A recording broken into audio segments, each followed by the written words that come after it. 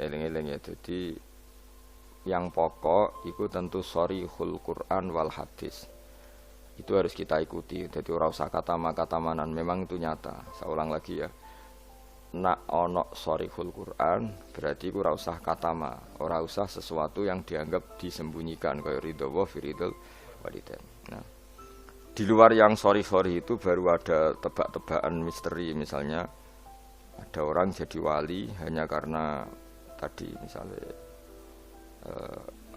ri ning dalan disingkrehno takut ri tadi mengenai orang muslim. Terus ada beberapa orang yang bahkan ditobati Allah hanya karena minumi anjing. Nah itu yang misteri. Tapi tentu misalnya kok ada pilihan wayahe ngombeni ibu yang kehausan. Terus gue spekulasi, wah tak ngombeni asu nak menuntut ridhane pangeran. Nah, itu kebodohan itu karena memperbandingkan sesuatu yang sorry ya dengan yang misteri. Jadi tetap kita milih yang sorry dulu Sorry itu yang eksplisit disebut Allah dan Rasul. Begitu juga menyangkut suhtullah. Nah, jadi resiko ngaji kitab-kitab yang berbau tasawuf memang seperti itu. Jadi memang kita tidak boleh terlalu tasawuf dengan makna yang ini ya. Jadi saya ulang lagi, apapun hebatnya Sayyidina Umar itu tetap dawe proporsional. Tadi kata ma itu ya dengan makna di luar yang sorry. Saya ulang lagi, di luar yang sorry. Kalau yang sorry ya kita ikuti ya, jadi tidak semuanya disembunyikan Allah, tapi ada hal-hal sing jelas untuk ridhanya Allah, kayak birrul walidain, mencari ilmu, terus ridho mek qada qadar, terus ada beberapa yang sekarang ridho mek qada qadar malah sangat tinggi makomnya, jelas radhiyallahu anhum wa radu anah, orang yang ridho terhadap keputusan Allah, Allah akan ridho pada dia. Itu jelas aturannya. Jadi kowe nak ridho mek peparinge Allah, maka Allah akan ridho ke kamu. Itu kan berarti satu taat yaitu ridho kepada Allah yang dadekno Allah ridho. Itu tidak jenis yang dikatama, yang disimpan atau dirahasiakan. Jadi walhasil pesan saya ngaji itu sing khatam, karena ilmu itu ya mirip wong ngomong gitu. Jadi misalnya ono wong kelaparan, mesti nganggep yang terpenting bagi dia saat itu adalah makan. Kok ono wong kehausan, yang penting saat itu ya minum. Terus kabeh diomongkan yang terpenting. Jika nggung diutang ya sementing ra ditagih. Nah, itu kan dekne ora iso nalar, dadi ra iso nalar ana wong kok enake mangan sate iku mergo dekne orientasine sementing ora ketemu debt kolektor. Nah, semua akan dikatakan itu paling penting, tapi tentu semuanya proporsional. Napa semua itu? Tapi ketika kita ngomong husnul khotimah, kita akan ngomong yang paling penting itu husnul khotimah. Tapi sebetulnya husnul khotimah sendiri kalau kita ngomong apa artinya gue kepengen husnul khotimah, kemudian perilaku harian kamu tidak mengawal Islam, gak tau ngitmai Islam, gak tau ngitmai wong tua, sementing orientasinya mau husnul khotimah, itu kan ya keliru juga. Jadi walhasil kalau pesen semua yang ada di teks-teks kitab-kitab seperti ini KPU proporsional. Jadi katama ya dalam konteks yang katama, tapi beberapa nyatanya Nabi ngendikan secara ceplos bahwa ridho Allah misalnya firidul walidain, tidak ada kata manan. Memang ada beberapa resep sangka Nabi ini loh yang menjadikan kamu diridhoi Allah, misalnya ridho walidain, ridho Allah firidul walidain, ridho sama qada qadar, terus mencari ilmu itu jelas di hadis ridhon bima yasna, semua malaikat suka kalau ada orang mencari ilmu. Itu tuh hal-hal yang Allah menjelaskan secara detail, secara sorry, secara ceplos, secara eksplisit. Oh itu semua mahal ridho, sesuatu sing dadekno ridhane Allah Subhanahu wa taala. Kemudian wali juga sama, Allah menyembunyikan walinya di antara manusia supaya orang gampang menghormati semua orang, karena bisa saja dia itu wali, semua orang berpotensi wali. Tapi tentu kan ada orang-orang yang jelas ra wali, raine ketara, kelakuane ketara, terus itu kan ya katama itu ya yang potensi. Nak karwane wonge pemabuk, sering menyepelekan Allah dan Rasul, pemene ra salat terus. Tapi kan iso wae wali. Itu sudah terlalu gawe-gawe cara Jawa itu, karena itu enggak masuk kategori katama tapi jelas. Itu juga wa katamal mauta fil umri, terus ya dan seterusnya. Nah, masalah Lailatul Qadar juga di sini berlebihan. Maksudnya berlebihan itu Allah menyembunyikan Lailatul Qadar di semua Ramadan. Ya tentu pendapat itu mau proporsional karena kita tahu di semua teks hadis sahih tetap keyakinan ulama Ramadan untuk Lailatul Qadar itu setelah tanggal 20 sampai 30 Asyrul Awakhir. Nama al-Asyrul Awakhir. Cuma ada orang yang mungkin persyaratannya Allah kowe tak kei tapi syaratnya ibadah ngetuk mulai tanggal 1. Ya, tapi tetap saja Lailatul Qadar itu fil asyril awakhir di 10 terakhir. Tapi tetap soro setare itu dimulai ibadahnya, maksudnya setar ning ibadah dimulai 1 sampai 20. Tapi nak kowe misalnya duwe potensi, tapi bisa saja Lailatul Qadar jatuh tanggal 1, yaitu kharqun lil ijma' atau kharqun lil muttafaq alaih atau kharqun di jamaahiril ulama. Kamu berarti balelo atau merusak konsensus ulama sing darani Lailatul Qadar fil asril awakhir. Jadi ngaji karena kita tidak mungkin mengkhorku ya merubah. Jadi apapun hebatnya kita misalnya sholat Lailatul Qadar mulai tanggal 1, soalnya Lailatul Qadar tanggal 2, enggak bisa seperti itu. Tetap kita meyakini fil asril awakhir. Ya jadi resiko kitab-kitab tasawuf memang apa ya hati-hati ini kadang berlebihan. Kita tetap meyakini sing sori, ya saya ulang lagi sing sori. Sing sori, sing ceplos misalnya Kanjeng Nabi ngendikan Lailatul Qadar itu fil asril akhir, fil asril awakhir. Imam Syafi'i memilih sing autaruhu sing ganjil. Terus ada ulama yang memang milih 27. Nah sudah kita ikuti saja seperti itu.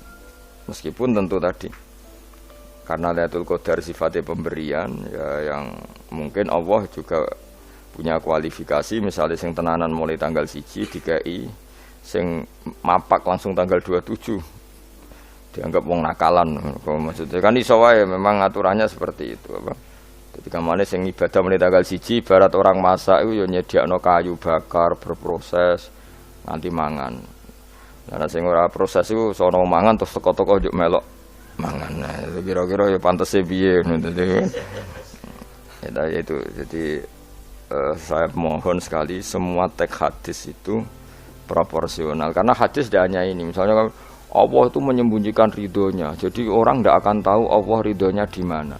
Yaitu ya keliru kalau kaidah itu umum karena ada beberapa hal yang disebut Nabi jelas ridho Allah misalnya firdal walidain itu jelas disebut ya kita harus ikut bahwa luar biasa proses ridho apa walidain apa menjadikan orang tua kita ridho.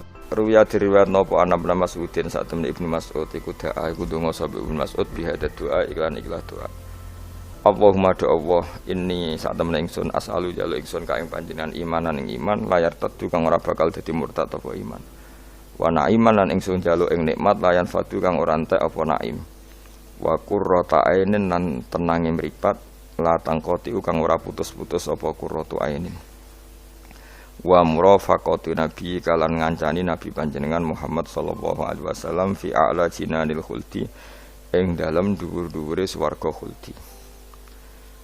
Ada 6 hal yang orang mukmin harus serius takutnya, yaitu terutama takut diambilnya iman. Ya terutama takut diambilnya iman di waktu meh mati jenenge nazak. Buktinya sahabat sekaliber Ibnu Mas'ud selalu berdoa Allahumma inni as'aluka imanan la yartaddu wa na'iman la yanfadu wa qurrata a'yunin la tanqati. Jadi tentu kita takut sekali kalau pas dekati mati justru iman kita dicabut. Wasani utai sing kaping pindho iku ayya khofa ingin ta wedi sapa wong mingki balil hafadzati sanging sisi malaikat penjaga il katibina tegese sing nulis kabeh li amalil ibadi marang pro ngamale kawula. Ayak tubuh ento padha nulis sapa malaikat alaihi ing atase wong ma ing perkara yaftadi kang dadi keweleh sapa man. Keweleh itu dipermalukan sapa man bi iklan ma yaumil kiamat ing dalam dina kiamat. Yang kedua adalah orang itu takut bahwa malaikat yang menulis amal kita akan menulis sesuatu yang kita akan dipermalukan di hari kiamat. Ani Nabi sallallahu alaihi wasallam kala dawuh sapa Nabi fuduhud dunya utawi kemaluan sining donya utawi dipermalukan ning donya utawa ino ning donya iku ahwanu luwih ringan min fudulil akhirati timbang kemaluan atau rasa malu atau dipermalukan ning akhirat.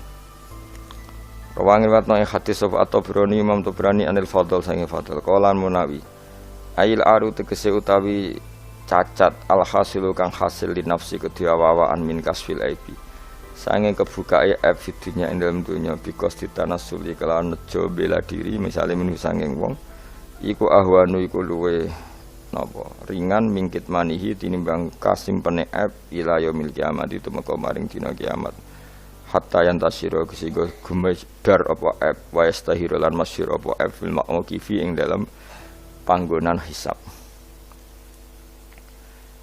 Walidalan krana arai kilama waqa semangsane tumiba sapa ba'du sahabat sebagiane sahabat fi zina ing dalam zina.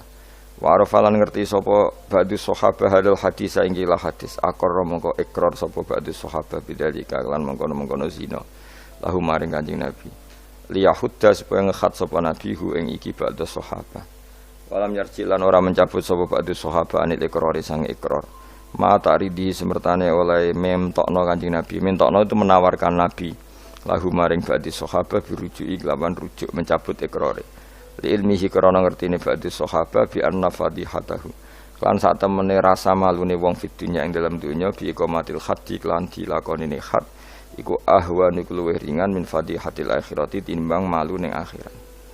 Jadi walhasil kemaluan sing ana ning dunya rasa malu dipermalukan ning dunya iku luwih ringan timbang nanti kita dipermalukan ning mahsyar di depan umum. Jadi misalnya mau kaya ya contoh paling gampang tadi kowe hasud mbek wong ning dunya iso mbok sembunyikan nanti dipermalukan Allah ning akhirat karena kamu duwe rasa hasud. Apalagi kalau ngenteni jatuhe wong soleh, jatuhe wong alim, orang-orang yang berkontribusi terhadap agama iki. Terus kowe hasud mbok arep-arep jatuhe lho nanti dipermalukan di hari napa? Kiamat. Itu luwih ngeri kalau kita punya dosa yang kita nanti dipermalukan di hari napa? Kiamat. Wasali sute sing kaping 3 iku aya khofain tawa disapa wong mingki bali setane sanging sisi setan. Ayub tilain to batalo sapa setan amal ing amale wong ai sholihat sing amal saleh. Amal saleh yang kita lakukan lama puluhan tahun. Ya mau misalnya kowe ngurmat yatim puluhan tahun ikhlas tapi setelah dia jadi dokter atau jadi orang besar ketika lupa kamu terus kowe getun karena ngamal sama seseorang yang enggak bisa balas jasa berarti amal kamu itu dibatalkan. Mulane ora ana wong alim kecuali cuek karena tadi tapi kadang masyarakat itu ya angel kandhanan. Hampir semua orang alim itu nggak suka kenal santrinya, bukan karena nggak mau, bukan karena tadi sebetulnya ingin sebar mulang ya wes mulang. Karena kalau kenal takutnya itu memanajemen atau ngatur-ngatur. Engko akhirnya terus kena gak dituruti seakan-akan wong ngaji ini mbak aku kok gak nuruti aku. Sehingga banyak orang alim yang milih cuek itu. Yang ditakdir kenal ya kenal, yang ndak itu sebetulnya hanya untuk menjaga ikhlas ben tidak selalu mengatur-ngatur. Kena ngatur-ngatur ujung-ujungnya khadun nafsi. Khadun nafsi bisa membatalkan amalnya dia mulangnya itu tadi. Yang masyhur banyak orang alim yang enggak mau ditemuin muridnya. Bahkan Sufyan Ats-Tsauri itu masyhur. Yang boleh sowan saya harus yang enggak pernah ngaji saya. Yang boleh ketemu saya yang tidak ada urusan ngaji dengan saya. Karena takutnya tadi misalnya ada orang alim ngajar 10 tahun sama orang itu. Orang itu jadi orang kaya raya sukses. Kadang-kadang kan manusia ingin sesuatu karena gak dituruti, ngundat-ngundat, tak ulang kok gak loyal gitu. Itu jadi terus banyak ulama yang milih cuek wis. Diteksir ketemu ora ya wis. Ya tapi ada saja ulama yang nganggo syariat. Justru dikumpul lo, ben ada ikatan sampai alumni, mbok ikatan sampai macam-macam. Ya tapi itu ijtihadnya orang macam-macam lah. Yang jelas pastikan bahwa semua itu tidak hadzun nafsi, tidak karena keinginan itu. Itu memang berat aturan-aturan menjaga ikhlas itu berat. Yang jelas saya pastikan ana wong gawe perkumpulan grup alumni ngaji itu alumni apa saja asal ndak nafsu gak apa-apa. Tapi kalau kira-kira itu nafsu ya tidak usah diteruskan karena nanti takutnya barang yang kita lakoni misalnya kalau kula mbek jenengan kan ngaji Jalalain Amam. Saya tentu suka nggak kenal kalau nuruti karena itu lebih aman secara ikhlas. Tapi kalau terlalu begitu nanti takutnya nggak ada silaturahim, nggak ada penguatan agama Allah karena nggak ada muwasalah, nggak ada sambung menyambung. Itu kan setan itu kan di sisi muasalah ya kamu diganggu karena nanti bisa memanajemen kalau tidak tersinggung. Itu juga setan. Tapi kalau terlalu tertutup memutuskan diri, mungkin selamat ikhlas karena tidak tidak berharap dari mereka. Tapi resikonya ada beberapa santri kita yang nggak pede ngiyai karena nggak sambung dengan kiainya, atau nggak pede ngiyai karena nggak kenal kiai indukannya karena takut hukum raiso dan ilmu pas-pasan. Itu kan repot. Dan itu harus dikelola secara ikhlas. Saya punya sekian santri yang di Papua, di mana-mana. Kalau nggak sambung saya nggak berani. Takutnya kalau ada pertanyaan hukum dia tidak bisa jawab. Ada orang-orang yang sebaiknya kita tidak sambung karena tipikalnya memang nggak suka sambung. Mungkin dia wataknya pemalu atau wataknya tertutup. Kita kan tidak pernah tahu-tahu watak. Ya kalau maslahatnya putus ya putus, tapi jangan putus hubungan hati. Tapi dia tipikalnya orang yang nggak suka kumpul. Orang Jawa itu isinan. Karena orang itu kan macam-macam. Yang penting semuanya jangan karena hafsun nafsi. Itu eling-eling itu. Terus makanya Sufyan Ats-Tsauri masyhur. Soalnya muridnya itu moh tenan. Karena dia takut kemudian menuntut haknya sebagai guru. Nah, korek sab'ah yang terkenal Sayyid Hamzah Az-Zayyad itu dia pernah ada orang sowan, ya Hamzah saya ini punya utang banyak, tolong bilang sama muhibbin jenengan yang kaya supaya mensafaati saya. Jawab Hamzah, saya minta air putih sama santri saya aja nggak pernah, menyuruh santri saya supaya melayani saya saja saya tidak pernah, karena takut itu saya mengkonversi mulang saya menjadi loyalnya santri-santri dan itu menjadikan amal dunia. Itu orang dulu itu macam-macam menjaga ikhlasan sampai se ekstrim itu. Ya tentu tidak semua ulama seperti itu. Ada ulama yang suka ngongkon santri karena biar dapat barokahnya khidmah. Ada ulama yang suka minta tolong santri supaya mereka terbiasa khidmah. Itu kan ijtihad. Yang penting pastikan diri kamu tidak ada hadzun nafsi. Itu semuanya motifnya itu nafsu, itu jangan. Karena tadi kalau kamu terlalu tertutup, terlalu terputus, nanti nggak ada kekuatan Islam dalam hal silaturahim. Makanya dari Imam Ghazali ya tidak semua ulama kayak Hamzah Az-Zayyad, tidak semua ulama kayak Sufyan Ats-Tsauri. Tapi juga kamu jangan terlalu manajemen. Kira kuwabe umat mbok anggap aset. Akhir rombongan umroh sepiro umat sak menagi terus dihitung ngene. Itu kan ya terus repot, semuanya diasetkan apa? Semuanya diasetkan. Itu ya bahaya betul itu. Bukan bahaya pada dirinya dia, tapi juga bahaya bagi kelangsungan agama karena semuanya jadi materi, jadi aset, jadi itu. Ya sudah, kita ngikuti aturannya Allah dan Rasul. Ya nak cara kula paling gampang ya wis alami wae, alami nak sing ditakdir Allah kenal ben kenal ora ya wis penting wis buen ngono kabeh. Ya sudah darhum sudah sementing tadi ikhlas. Cek kamu memilih tidak kenal ya yang niat ikhlas, milih kenal yang niatnya ikhlas. Semuanya semua itu tidak hadun nafsi. Yang jelas paling parah itu Sufyan Ats-Tsauri, masyhur. Saking masyhurnya sampai beliau tahu kecemplung sumur ning Arab itu kan sumure ya mesti rapati jero sumur. Kemudian dia gurunya Imam Syafi'i, gurunya ulama-ulama top. Siapa yang enggak kenal Sufyan Ats-Tsauri? Setiap ada yang menolong, kamu pernah ngaji saya ya pernah. Siapa sih yang kawasan sini yang enggak pernah ngaji jenengan? Semuanya mau ditulung. Mereka khawatir nulungnya mereka itu sebagai imbalan tahu ngaji. Akhirnya ana muridé sing pinter ya rada kurang ajar tapi pinter. Golek wong Beduwi sing ora tau ngaji, mergo ditulung sapa ora gelem. Akhirnya ana Beduwi ya rada diakali, iku lho ana wong kecemplung sumur tulu, Beduwi rono. Kamu ngaji ya, ambek kowe ora kenal ngaji opo. Aja terus gelem ditulung mbek Beduwi. Mergo ora tau apa. Berarti wong iku nulung yo ikhlas, mergo ngerti ana kecemplung ditulung. Sufyan Ats-Tsauri ya gak perlu jadi kompensasi. Tahu ngaji sampai segitunya. Itu paling ekstrim dalam bab itu tuh Sufyan Ats-Tsauri. Tapi wong ya keramat. Hamzah Az-Zayyad itu termasuk korek sab'ah dengan diantara qura sab'ah ada namanya Hamzah itu ya keramat. Kiai kok kakean manajemen santri niku serang arah keramat. Ya, tapi yo ora apa-apa tapi serapati keramat. Ya karena tadi apa ya? Tetap lama-lama itu jadi hadun nafsi. Misalnya kiai ini di biro umroh terus anak buahnya santri ini sugih umroh lewat travel ya rodok piye terus kamangane ra enak. Tapi ya ndak salah, tentu ya ya sah saja karena santri ini ya kurang ajar juga. Wong karuan kiai ini di biro kok daftar biro liya, kiai ini sama santrinya ya kacau juga. Tapi kiai ini terlalu berharap ya kacau juga. Yang sing selamat sapa? Sing karuan ra kelar umroh iku malah selamat. Sing diri apane ngono bocah ora kena ora ngono manfaate lah kemana. Ya tapi memang jangan berlebihan karena tadi ketika ada kiai tidak mau bikin biro umroh kemudian yang bikin orang fasik atau orang lain kita ya kedosan karena nyugeno wong nopo fasik.